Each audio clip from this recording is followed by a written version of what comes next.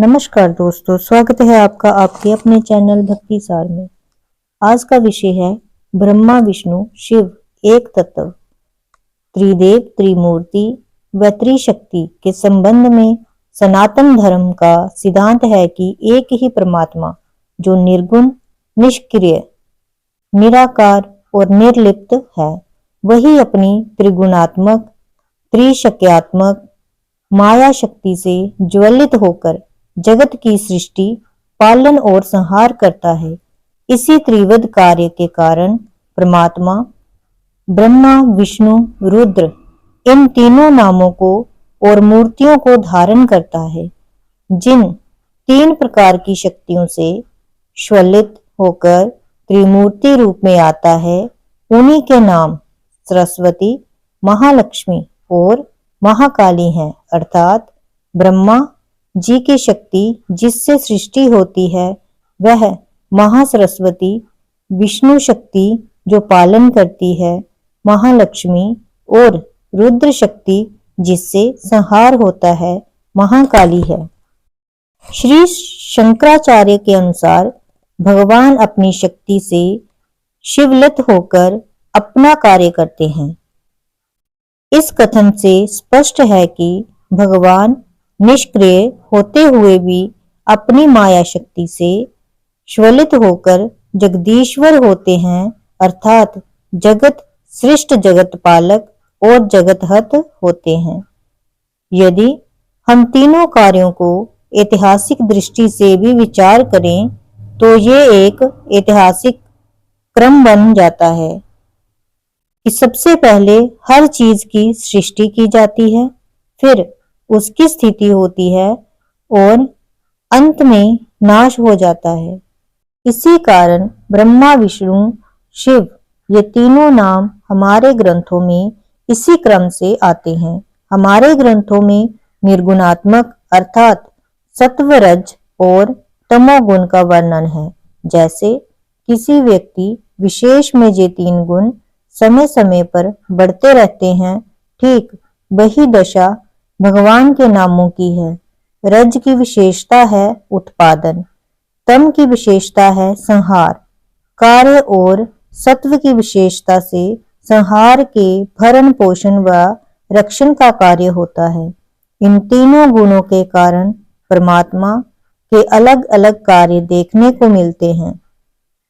तत्व की दृष्टि से यही हमारा ऐतिहासिक क्रम युक्ति संगत प्रमाणित होता है। प्रत्येक पदार्थ सर्वदा ब्रह्मा विष्णु शिव इन तीनों का रूप है। प्रत्येक पदार्थ सर्वदा नित्य व अनित्य है। नवीन अवस्था की उत्पत्ति, असली शाश्वत रूप पर वर्तमान रहना और पुरानी अवस्था का नाश है। ये तीनों तत्व प्रत्येक पदार्थ में सर्वदा रहते हैं। ब्रह्मा नाम से शक्ति व अंश तीन भागों में विभक्त होकर ब्रह्मा विष्णु और शिव नामों से प्रसिद्ध हुई। सृष्टि करने का भार, पालन करने का भार व संहार करने का जिस अंश ने स्वीकार किया है उसका नाम कर्मश ब्रह्मा विष्णु शिव हुआ। अंग्रेजी भाषा में परमात्मा को गॉड कहा गया है, अर्थात जी का अर्थ टू जनरेट, ओ का अर्थ टू ऑपरेट तथा डी का अर्थ टू डिस्ट्रॉय। इस दृष्टि से भी ब्रह्मा विष्णु व शिव की महत्ता को पाश्चात्य लोगों ने भी स्वीकार किया है। सभी धर्म शास्त्र मानते हैं कि ईश्वर एक है, अनेक नहीं। जैसे परमात्मा ने इस जगत का सृजन किया और कर रहे हैं, अतः उनका नाम ब्रह्मा हुआ। ठीक उसी प्रकार सारे जगत में व्यापक तथा पालनकर्ता के गुण कारण विष्णु का नाम दिया गया। वैसे ही कल्याण करने के कारण शिव कहलाते हैं। सारांश ये है कि अंतः गुण तत्व शक्ति नाम होने पर भी एक परमात्मा के सूचक हैं। तीनों गुणों के कारण परमात्मा के अलग अलग कार्य देखने को मिलते हैं। लेकिन अलग अलग परमात्मा के रूप में मानना युक्ति संगत नहीं है। शिव पुराण के अनुसार एक दूसरे से उत्पन्न हुए हैं, एक दूसरे को धारण करते हैं और एक दूसरे से बुद्धिगत होते हैं तथा एक दूसरे के अनुकूल आचरण करते हैं। कहीं ब्रह्मा की प्रशंसा की जाती है, कहीं विष्णु की और कहीं महादेव की। जो संशय आत्मा मनुष्य ये विचार करते हैं कि अमुक बड़ा है और अमुक छोटा है, वह अगले जन्म में राक्षस और पिशाच होते हैं। इसमें कोई संदेह नहीं। हमारे वैदिक दर्शन का साहित्य का सिद्धांत यही है कि अंतिम आधार या तत्व एक ही है, उसी एक से अनेक होते हैं और अंत में वही एक तत्व अवशिष्ट रहता है। ऋग्वेद में एक मंत्र आता है, एक सद्विप्रा बहुधा विदन्ति। एक ही ईश्वर माया शवलित होकर रज, सत्व और तमोगुण की उपाधि से विश्व सृष्टि स्थिति प्रलय के लिए ब्रह्मा विष्णु महेश रूप दिखने लगता है। जैसे कांच के विभिन्न रंगों से एक ही प्रकाश लाल, पीले, हरे रूप में आता है, अतः जगत का उत्पादक, पालक, संहारक एक ही ईश्वर है। सर्वशक्तिमान विष्णु परमात्मा से पालित जगत का संहार दूसरा कैसे कर सकता है? और यदि सर्वसंहारक रुद्र को ही ईश्वर माने तो शिव को पालने वाला कौन हो सकता है? यदि ये माना जाए कि विष्णु से भिन्न रुद्र है, तब सर्वसंहारक रुद्र के द्वारा विष्णु के संहार का अवसर भी उपस्थित हो जाएगा। अतः विष्णु और रुद्र दोनों को एक ही ईश्वर मानना युक्ति संगत है। अनेक ईश्वरों को मानना युक्ति विरुद्ध है, क्योंकि जब दोनों मतभेद होंगे, साथ ही विरुद्ध संकल्प होंगे, तब दोनों ही अनीश्वर सिद्ध होंगे। अतः जगत का उत्पादक, पालक व संहारक एक ही ईश्वर है। व्याकरण की दृष्टि से भी विष्णु का अर्थ व्यापक व शिव का अर्थ कल्याण, मंगल या सुख है। इसी दृष्टि से भी विष्णु शिव एकता निर्विवाद रूप से सत्य है। प्रजापति दक्ष के यज्ञ में शिवजी गए थे, किंतु वहां विष्णु का प्रभाव था। इसका परिणाम क्या हुआ? दक्ष की दृष्टि में व्यापकता नहीं थी तथा शिव का अनादर हुआ। शाप जैसी स्थिति पैदा हो गई। शिवजी का अनादर होने से ही विष्णु का अनादर हो गया। अतः जहां शिव नहीं वहां विष्णु नहीं। शिव और विष्णु की एकता मान लेने पर एक शंका उठती है कि विष्णु या शिव की अनन्य भक्ति कैसे होगी। अनन्य का अर्थ है एक, जब दो हुआ तो अनन्य नहीं रहा। अतः शिव विष्णु एकता शास्त्र और युक्ति प्रमाण से सिद्ध की जाती है। अनन्य का अर्थ है अन्य देवताओं को अपने इष्ट की देवता से भिन्न देखते हुए केवल अपने इष्ट में ही निष्ठा रखना मात्र नहीं, बल्कि शिव में जितने भी देवी देवता हैं, सब में अपने इष्ट की अभिन्नता भावना, इष्ट में निष्ठा करना अनन्य भक्ति है।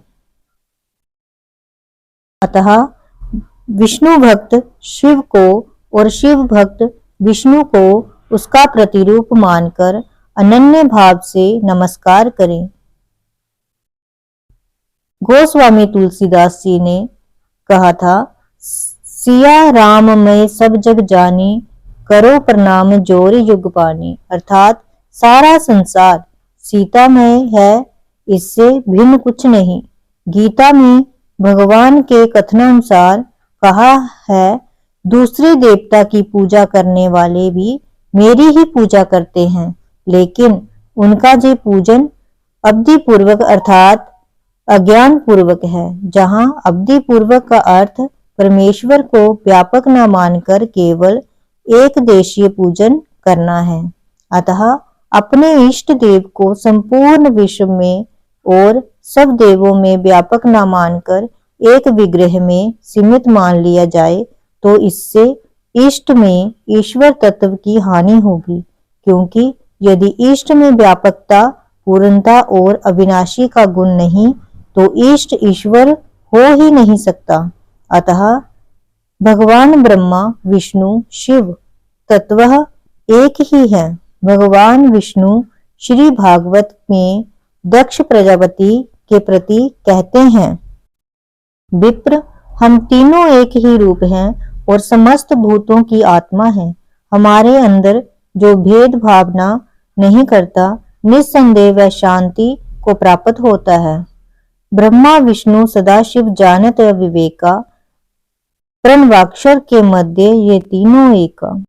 तो आइए इसको और थोड़ा सरल भाषा में समझने की कोशिश करते हैं।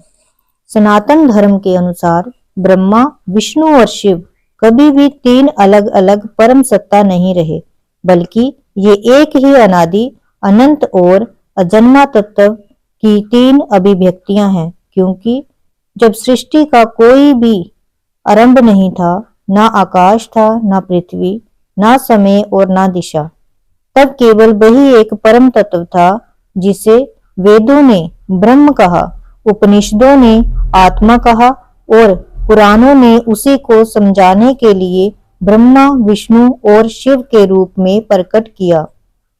शिव पुराण स्पष्ट करता है कि शिव ही वह परम तत्व है जिनसे विष्णु उत्पन्न हुए और जिनसे ब्रह्मा को सृजन का कार्य प्राप्त हुआ।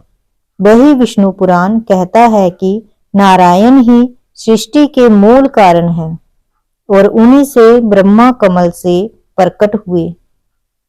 और लिंग पुराण जो स्पष्ट कर देता है कि ये कोई विरोध नहीं बल्कि एक ही सत्य के अलग अलग दृष्टिकोण हैं। क्योंकि वही तत्व जब सृजन की इच्छा करता है तो ब्रह्मा कहलाता है, जब उसी सृष्टि के नियम धर्म और संतुलन में रखता है तो विष्णु कहलाता है, और जब वही तत्व अज्ञान अहंकार और जड़ता को तोड़ता है तो शिव कहलाता है। इसलिए शिव संहारक नहीं बल्कि परिवर्तन के देव हैं, क्योंकि बिना पुराने के विसर्जन के नया संभव नहीं। और यही कारण है कि पुराणों में बार बार कहा गया है कि शिव और विष्णु में कोई भेद नहीं। शिव स्वयं कहते हैं कि जो मुझे भिन्न देखता है वह अज्ञान में है, और विष्णु भी स्वीकार करते हैं कि शिव ही वह परम सत्य है जहाँ सभी रूप विलीन हो जाते हैं। इसी सत्य को दर्शाने के लिए वह कथा आती है जहाँ ब्रह्मा और विष्णु अपने अपने श्रेष्ठ होने का दावा करते हैं और तभी एक अनंत ज्योतिर्लिंग प्रकट होता है जिसका ना आरंभ मिलता है ना अंत, और वही जो सिखाता है कि रूप सीमित है पर तत्व अनंत है, क्योंकि ब्रह्मा का सृजन भी उसी तत्व से आता है, विष्णु का पालन भी उसी तत्व से चलता है और शिव का लय भी उसी तत्व में विलीन हो जाता है। यह एक तत्व केवल ब्रह्मांड तक सीमित नहीं है बल्कि मनुष्य के भीतर भी वही प्रक्रिया चल रही है, क्योंकि जब मन में विचार उत्पन्न होता है तो वही ब्रह्मा तत्व है। जब जीवन में धैर्य मर्यादा और संतुलन बना रहता है तो वही विष्णु तत्व है, और जब झूठ भय आसक्ति और अहंकार टूटते हैं तो वही शिव तत्व है। इसलिए उपनिषद जे साहसिक घोषणा करते हैं कि अहम ब्रह्मास्मि और तत्वमसि, अर्थात जिसे तुम बाहर ईश्वर मानते हो वही तुम्हारे भीतर चेतना के रूप में विराजमान है। और जब साधक इस सत्य को समझ लेता है तो उसके लिए ना देवता अलग रहते हैं, ना धर्म बंटा रहता है, ना मृत्यु भयावह रहती है, क्योंकि तब वह जान जाता है कि जन्म सृजन है, जीवन पालन है और मृत्यु परिवर्तन है, विनाश नहीं। और यही सनातन का सबसे गहरा संदेश है कि ब्रह्मा, विष्णु और शिव किसी मंदिर की मूर्तियां नहीं, बल्कि एक ही परम तत्व की जीवंत प्रक्रियाएं हैं। और जिस दिन मनुष्य इस एक तत्व को अनुभव कर लेता है, उस दिन उसका जीवन संघर्ष नहीं बल्कि साधना बन जाता है, क्योंकि जब उसे ये स्पष्ट हो जाता है कि जो सृष्टि में चल रहा है वही उसके भीतर भी चल रहा है और वही तत्व उसे भी उसी अनंत में वापस ले जाने वाला है। इसलिए याद रखिए, ब्रह्मा, विष्णु और शिव कोई अलग अलग सत्ता नहीं है, ये तीन नाम हैं उस एक ही अनंत तत्व के, जो सृष्टि बनाता भी है, चलाता भी है और बदलता भी है। जिस दिन आपने इस सत्य को समझ लिया, उस दिन ईश्वर को बाहर ढूंढना समाप्त हो जाएगा, क्योंकि तब आपको अनुभव होगा कि वही तत्व आपकी सोच में ब्रह्मा बनकर, आपके जीवन में विष्णु बनकर और आपके वैराग्य में शिव बनकर निरंतर प्रकट हो रहा है। और यही समझ मनुष्य को भय से मुक्त करती है, द्वैत से ऊपर उठती है और अंततः उसे उसी परम शांति तक ले जाती है जहां ना आरंभ है ना अंत, केवल वही एक तत्व है। अगर ये जानकारी आपको अच्छी लगी हो और इसने आपके मन को कुछ नया जगाया हो, तो इसे सिर्फ अपने तक सीमित ना रखें, इस वीडियो को दूसरों तक भी जरूर पहुंचाएं, क्योंकि सत्य तभी पूर्ण होता है जब वह बांटा जाए। और शायद ये ज्ञान किसी और के जीवन में भी वही प्रकाश जगा दे जिसकी उसे तलाश है। धन्यवाद।